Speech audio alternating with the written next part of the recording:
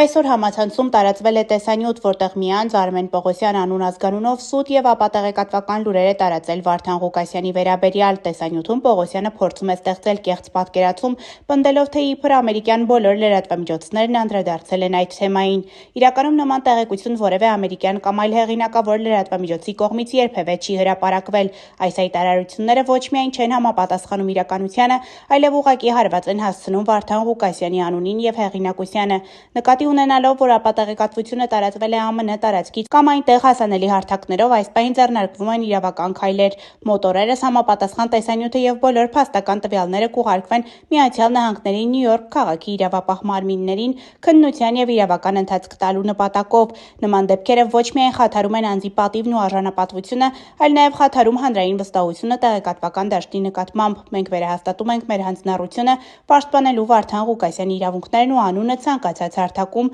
լինի դա Հայաստանում թե արտերկրում։